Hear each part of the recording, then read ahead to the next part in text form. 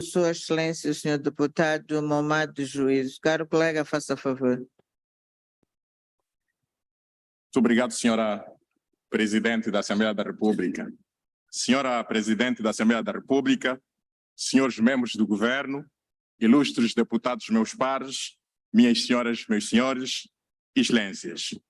Permitam-me, Excelências, que inicie esta intervenção, deixando bem claro e em tom bem alto que o camarada Presidente Filipe Jacinto Nyusi, Presidente da Frelimo e Presidente da República de Moçambique, sempre respeitou a Constituição da República e nunca, mas nunca mesmo, ouvimos da sua boca a manifestação de interesse de um suposto terceiro mandato, como procuram insinuar alguns ilustres deputados da oposição, habituados a fabricar mentiras para confundir a opinião pública, lançando areia aos olhos do nosso povo.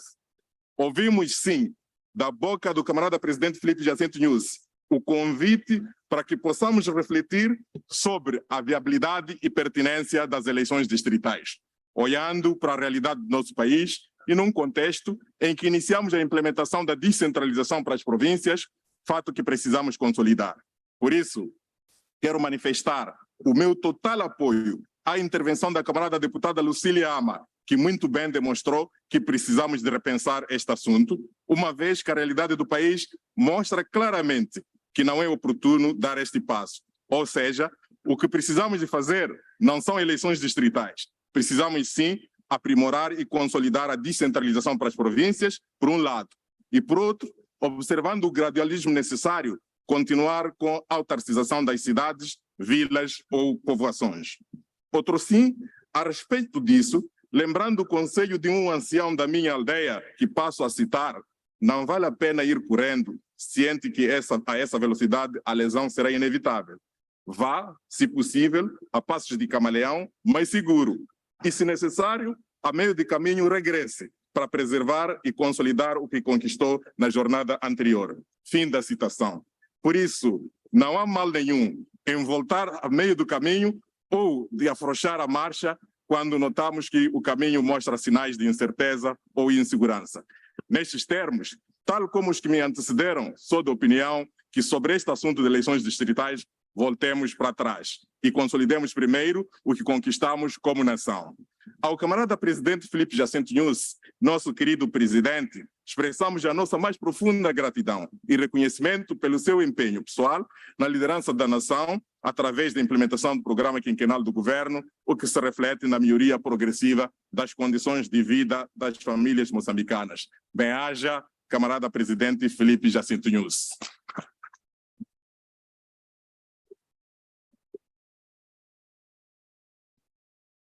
Excelências, nesta intervenção, propomos-nos a falar sobre a ocorrência de fenômenos naturais extremos e sobre a tabela salarial única.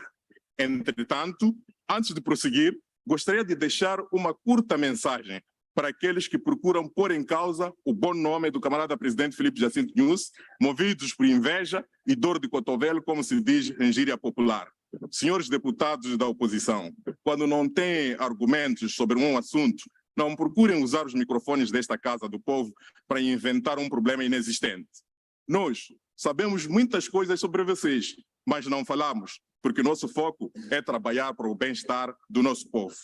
A título de exemplo, ontem, usando os microfones desta Casa, tentaram trazer um falso problema, alegadamente pelo fato do camarada Presidente se fazer acompanhar pelo seu filho numa visita a um certo país.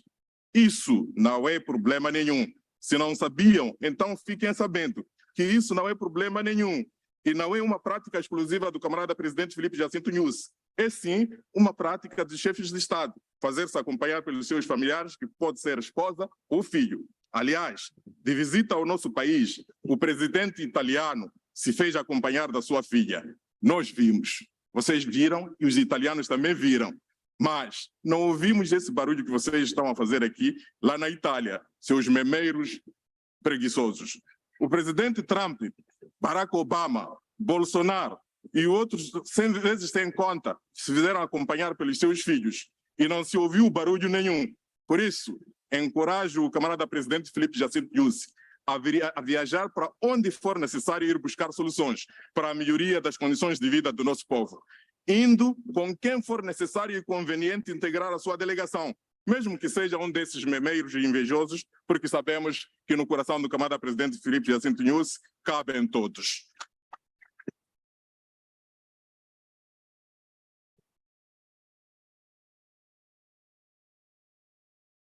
Minhas senhoras, meus senhores, a questão das calamidades naturais é uma questão muito séria e preocupa o governo da Frelimo.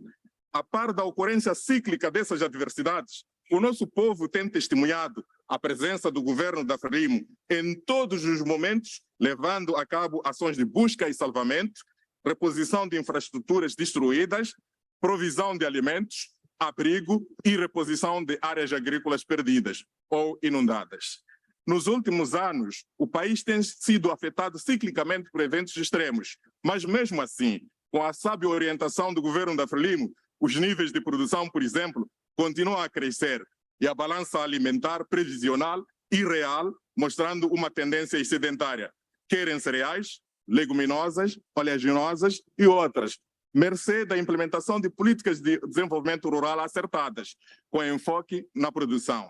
Neste aspecto, quero destacar a implementação do POPA, que se chama Plano Operacional da Produção Agrícola, durante o primeiro ciclo 2015-2019 do camarada presidente Filipe Jacinto Nyusi, e a implementação abrangente do Sustenta, que permitiram que a pergunta que era feita da seguinte forma: onde encontrar determinados alimentos, fosse substituída pela pergunta: onde colocar tanto excedente de produção? Ou seja, apesar de muitas adversidades, demos um salto bastante significativo em termos de disponibilidade de alimentos, com impacto na segurança alimentar. Por isso, quero encorajar o governo da Frelimo, em particular o camarada ministro da Agricultura, que no dia 15 faça realmente esta apresentação da informação existente sobre a segurança alimentar, e quero convidar a todos para que participem com muita atenção para aprenderem como é que se fazem estatísticas.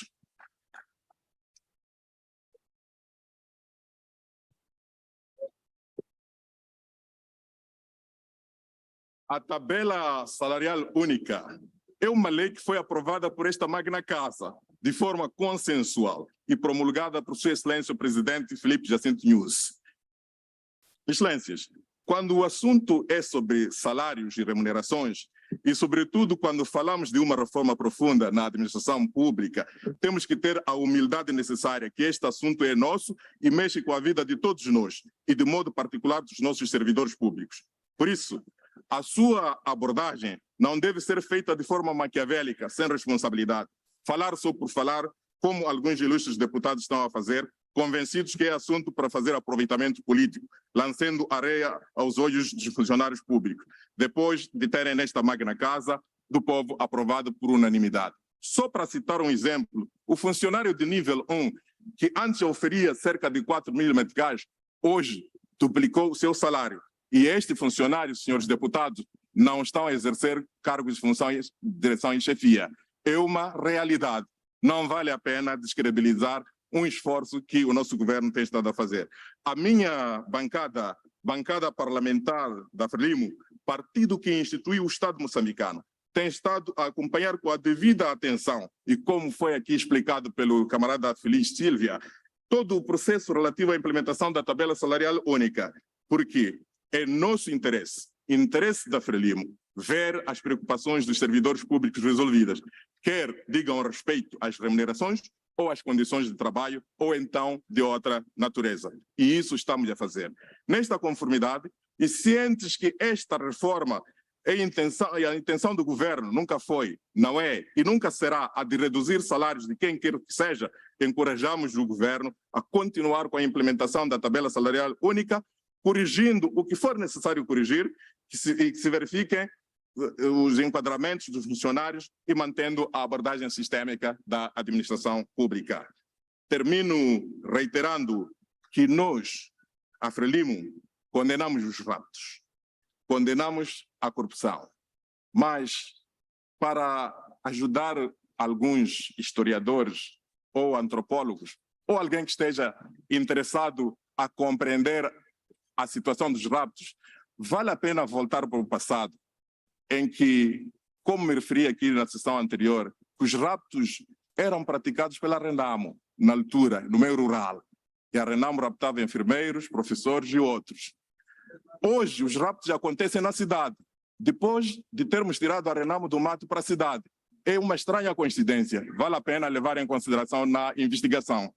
Excelências, saúdo o governo da Frelimo, mais uma vez, pelos resultados que tem estado a alcançar.